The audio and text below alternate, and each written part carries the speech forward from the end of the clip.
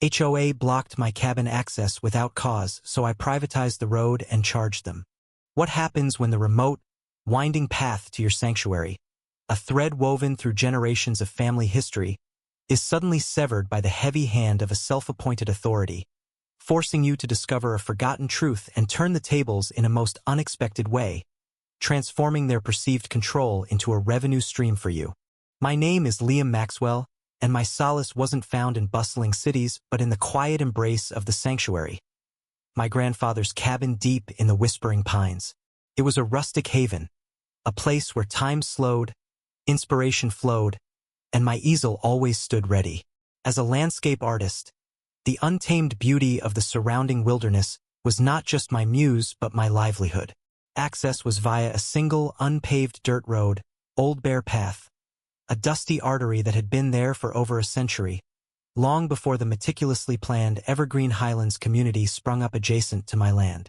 This burgeoning development, with its perfectly manicured lawns and labyrinthine HOA regulations, was lorded over by Penelope Thornton. Penelope was a woman who embodied control. Her tightly wound blonde bun, perpetually pinched expression, and a voice that could curdle milk made her the undeniable sovereign of Evergreen Highlands. She saw Old Bear Path, with its charmingly uneven surface, occasional potholes, and the delightful dust it kicked up, as an affront to her community's pristine image. Her latest decree, delivered with an air of absolute finality, was that Old Bear Path, being unmaintained, unsafe, and a gateway for undesirable elements implying both wildlife and, perhaps, myself would be permanently closed to all but official HOA vehicles. This effectively cut off my sole access to Raven's Perch, my beloved cabin and studio. "Mr. Maxwell," she'd announced, her lips barely moving as she surveyed the dirt road with disdain, during an impromptu, uninvited visit to my property line, her crisp white linen suit utterly out of place against the wilderness. "This lane is a liability. It does not meet the safety standards of Evergreen Highlands. It's an eyesore, frankly, and poses a risk to our residents. We are therefore rerouting all traffic and blocking this old track. It's for the good of the community, you see, for everyone's safety, and for the preservation of our property values. You will need to find an alternative access route for your rustic abode." Her dismissive wave of a manicured hand underscored her absolute authority, her eyes sweeping over my beloved cabin and the wild woods surrounding it as if they were nothing more than a dusty relic she was preparing to discard. Her arrogance was breathtaking, her sense of entitlement absolute, as if my very connection to my home was a trivial inconvenience to her grand, exclusive vision. I tried to reason with her, patiently explaining that Old Bear Path was a historical right-of-way, essential for my access, not just to the cabin but to the untouched wilderness that was the subject of my art. I offered to personally fund professional repairs to make it safer and smoother, even suggesting I'd install a state-of-the-art security gate at my own expense, ensuring no unauthorized access beyond my property. "Mrs. Thornton," I'd calmly explained, my voice strained with suppressed frustration, "this path isn't just a convenience. It's my only way to my home and my studio, which has been in my family for generations. It's essential for my livelihood. I'm happy to address any genuine safety concerns, but blocking it entirely will cut off my livelihood. I operate a wildlife photography business and art studio from there." She merely scoffed, pushing my proposals away as if they carried a contagion. "History, Mr. Maxwell, is charming, but progress is for communities. The board has voted. The gate goes up next week. Consider it done. There will be no further discussion on this matter." Her icy resolve was chilling, a thinly veiled threat of unknown repercussions, and a clear indication that compromise was not in her vocabulary. The threats escalated from legal notices for unapproved access to the deafening roar of heavy machinery. One sweltering Tuesday, I returned from a 2-day art show, my car laden with canvases and supplies, only to find my path to Old Bear Path utterly, irrevocably blocked. Massive, reinforced steel gates, adorned with freshly painted HOA Property NO access signs, spanned the entire width of the trail. A small, hastily erected guard shack, complete with an HOA-hired security guard, stood sentinel. They hadn't just threatened. They had acted, severing my physical connection to the sanctuary. My heart pounded with a mix of disbelief and cold fury.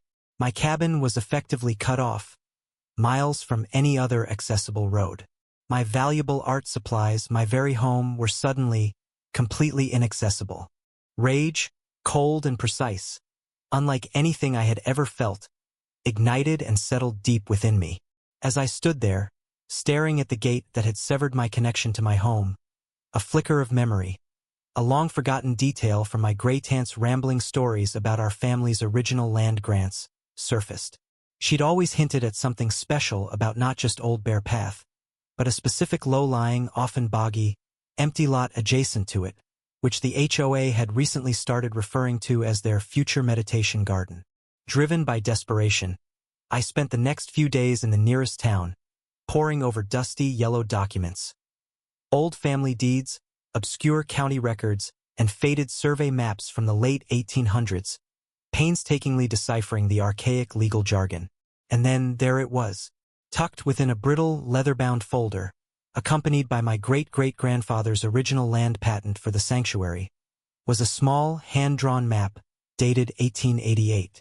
It explicitly delineated the original Maxwell land grant, and unequivocally, undeniably, showed that both Old Bear Path and that specific empty lot, the one Penelope considered their future meditation garden, were, in fact, part of my ancestral property. It wasn't just an easement granted by others. It was a private right-of-way and a private parcel of land, integral to my heritage, established before the HOA, before even the modern county lines. My family owned that path. I owned that lot. This wasn't just about my cabin access or that empty lot. It was about something far larger, something truly vital to the delicate balance of the regional ecosystem. Unknown to Penelope, Old Bear Path and the adjacent low-lying empty lot were part of a critical migratory corridor for several endangered species of amphibians and reptiles, including the rare wood turtle. My wildlife photography wasn't just a commercial pursuit. I was collaborating with the National Wildlife Federation on a groundbreaking study, using motion sensor cameras along Old Bear Path and within the boggy lot to track their movements, providing crucial data for conservation efforts across the state. Penelope's blockade and her plans to develop the empty lot into a dry, manicured garden didn't just inconvenience me. They disrupted vital scientific research, threatened endangered species habitats, and jeopardized years of irreplaceable data collection. This wasn't just petty spite. It was an act of profound ecological ignorance with devastating public and scientific implications. A new, audacious idea, born from cold fury and a wicked spark of defiant mischief, began to form. Penelope wanted to block my path? Fine. I would give her a path. A very, very wet one. And that meditation garden of hers? It was about to become a monument to her downfall. Armed with the undeniable historical deeds and a newly signed legal opinion from Mr. Arthur Jenkins, the county's senior land registrar, who nearly had a heart attack when he saw my documents, I contacted a local excavation company, not to build a road, but to enhance a natural wetland feature. I had them strategically dig a series of shallow trenches and small retention ponds, diverting the natural flow of a nearby seasonal creek into the low-lying empty lot, accelerating its natural boggy tendencies and creating a thriving, impassable wetland. Then, I added some fast-growing, water-loving native plants, known for attracting mosquitoes, to further enhance its natural character. It was designed to become a gloriously, undeniably impassable swamp, a true natural trap. Armed with the undeniable historical deeds and the undeniable proof of her actions, I also had footage from discrete trail cams I'd set up to monitor wildlife, capturing Eleanor personally directing the gate installation and even gloating over its completion. I chose my battleground. The next HOA board meeting, a notoriously rigid affair where Eleanor held court. She was midway through a self-congratulatory speech about the successful implementation of the Old Bear Path closure. And I trust all residents are now enjoying the elevated security and exclusive tranquility of Whispering Oaks, she purred, her eyes sweeping the room, stopping briefly on me with a smug, knowing smirk. Actually, Mrs. Thornton, I said, my voice cutting through her monologue, calm but firm. Some of us are not enjoying it at all. In fact, Some of us have had our private property illegally fenced off. I held up the ancient land patent, projecting a digitized version onto the large screen behind her. The meticulously drawn lines, the elegant script, the solemn signatures of long-dead officials. A collective gasp rippled through the room as the audience saw the clear, unambiguous boundary lines of my property, including the very path Eleanor had just blocked, and the empty lot she coveted for her meditation garden. Eleanor, initially frozen in disbelief, quickly snapped into her default mode of aggressive denial. That's a forgery, a ridiculous, antiquated piece of paper. This is a pathetic attempt to extort money, Mr. Maxwell. That path is HOA common property. And that swampy mess? It's an eyesore you're responsible for. It's breeding mosquitoes, she shrieked, her face turning crimson. She started to storm towards the projection, as if she could erase the digital evidence with sheer force of will. Actually, Mrs. Vance, it's far from worthless. And it clearly indicates that Old Bear Path is and always has been private property belonging to the Maxwell family, with only a limited easement granted to the original developers of Whispering Oaks for non-obstructive access to their common land. And as for the swampy mess, the calm, authoritative voice belonged to Dr. Anya Sharma, a renowned herpetologist from the National Wildlife Federation, who stepped out from the back of the room. She was accompanied by a stern-faced representative from the County Parks and Recreation Department. I had contacted Dr. Sharma immediately after confirming my ownership, and she, recognizing the profound ecological implications of both the obstruction and the now transformed, empty lot, had contacted both the authorities and the local press. Furthermore, Dr. Sharma continued, looking pointedly at Eleanor, that swampy mess is now a federally recognized critical habitat for the endangered wood turtle. Your proposed meditation garden would have destroyed it, and your blockade has already disrupted vital migratory patterns. Your actions constitute a serious ecological crime. Eleanor Vance, the tenacious investigative reporter from the city's largest newspaper, who had been tipped off by the National Wildlife Federation about the endangered turtle scandal, emerged from her car, camera rolling, her lights blazing. The pressure on Eleanor intensified. Her bravado completely evaporated. Her face, a mask of pure terror, crumpled. Her eyes darted wildly, seeking an escape that wasn't there. The mention of her past failures, the charity, the county officials, and a reporter seemed to hit her like a physical blow. She stammered, denying everything, her voice a reedy whisper of her former imperiousness. No, I didn't know the turtles, it's a misunderstanding. He's crazy. That pit is ugly, she wailed, her hands flailing, but her words held no conviction. She looked utterly terrified, her perfect facade cracking and crumbling before our eyes. Dr. Sharma stepped closer. A misunderstanding, Mrs. Vance? We also have multiple internal HOA emails detailing your personal directive to reclaim the adjacent lot for an exclusive amenity, despite clear warnings from your own land surveyor that it was a natural wetland. There's also a rather interesting paper trail linking you to a private resort developer who was interested in acquiring your property and the surrounding HOA common land, including this meditation garden site, to build a luxury wellness retreat. They needed the empty lot to be dry, you see.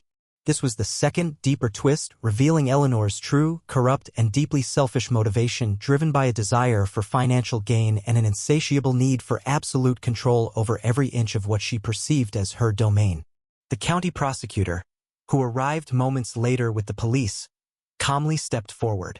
Mrs. Vance, due to your intentional obstruction of private property, the demonstrable harm to a federally recognized critical habitat, and the apparent fraudulent use of HOA funds for an illegal construction project aimed at facilitating a private land deal, you are under arrest.